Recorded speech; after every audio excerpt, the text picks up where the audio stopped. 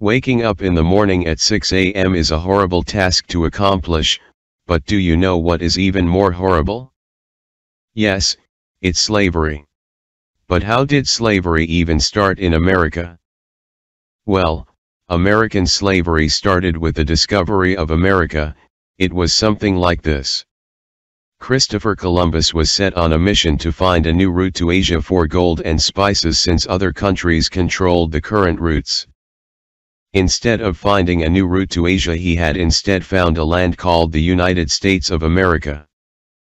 Christopher Columbus went back to England to spread news about so-called America in 1492 and told England it was a great place. England was not a pleasant place for most people, so some sailed to America to seek a better life. About 300 Englishmen went to Virginia and founded the Virginia colony of Jamestown in the year 1607. When the Englishmen settled in the Americas, they did not expect to actually do work and had no idea how to do it, so many starved to death. They were so hungry that they started to eat each other since they were on the verge of dying.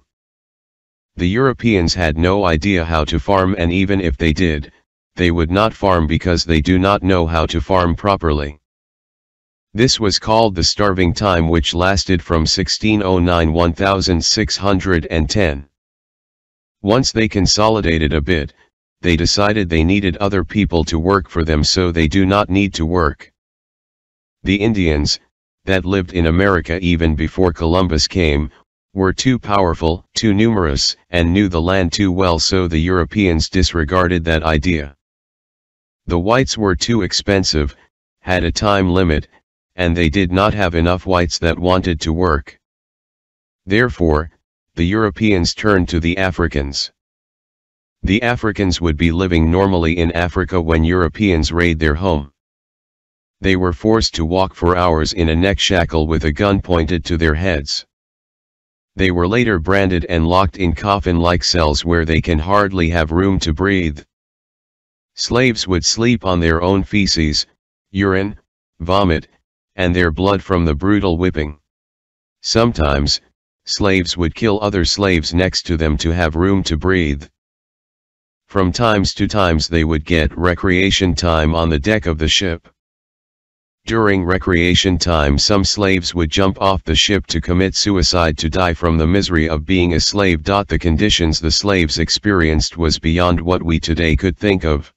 After that horrific event, these surviving slaves have to work in the tobacco field and farm money and food for the slaveholders. You may be wondering how the Africans were enslaved so easily. This was because how badly the slaves were treated and ripped from their families. The slaves were brutally whipped, fed essentially nothing, burned, and even killed before they landed in America. Also, Africa was pretty developed at the time, but Europe was still more developed and had better weapons than the Africans. At that time, Europeans racist toward the black people and that had a deep hatred of each other. The whites received way less of punishments than the black slaves have gotten, like only apologizing in public, while a black slave that committed the same crime would be whipped, dismembered, killed, etc. This caused racism amongst the blacks and whites. The blacks did not favor the harsh labor, minimal food, loss of family, and unequal treatment, obviously. Black slaves and white servants had come together as a whole to turn against their slave masters, to kill their masters, cause chaos, ran away, and much more. Once the slave master had seen this collaboration, they were afraid of what is going to happen, so they had rewarded the white servants food, weapons, and money, while the black slaves had gotten nothing. The whites came up with a special police force to stop runaways. If a slave run away and they were caught by whites/others, and the special police force would get to do whatever they want to that slave, such as dismembering them, torturing them, breaking them on the wheel, whipping, and even executing them in front of other slaves to teach the others, slaves, a lesson to not run away. With the lesson in mind, slaves still continue to run away. Slaveholders began controlling the slaves more and more. They did so by controlling a slave both physically and psychologically. Slaves were punished harshly, they were whipped, raped, mutilated, amputated, and punished any way seemed fit.